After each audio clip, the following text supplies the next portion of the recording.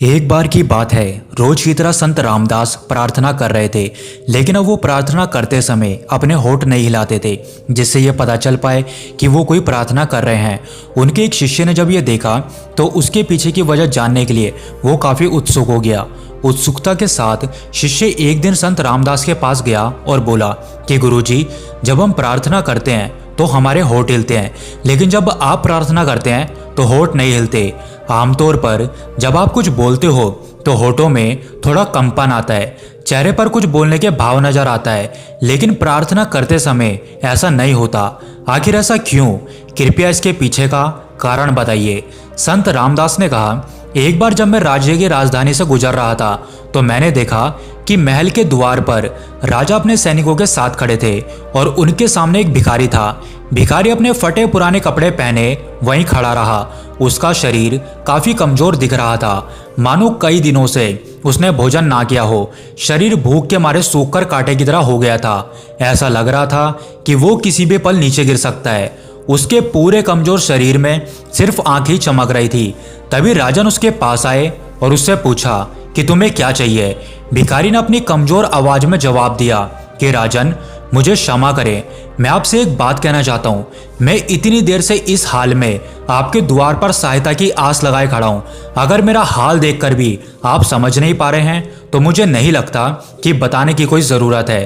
और आखिर बताने की भी क्या वजह है राजन? आप मेरी हालत देखिए, मेरा अस्तित्व ही आपसे पुकार पुकार कर सहायता की मांग कर रहा है।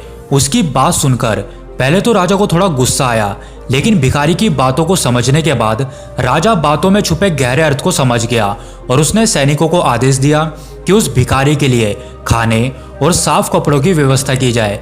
फिर संत रामदास ने शिष्य से कहा कि इस घटना से मैंने ये सबक सीखा कि उस राजा की तरह ईश्वर भी हमारे हाल को देखकर सब कुछ जान जाते हैं कि हमें क्या चाहिए, क्या तकलीफ है और हम क्या पाना चाहते हैं।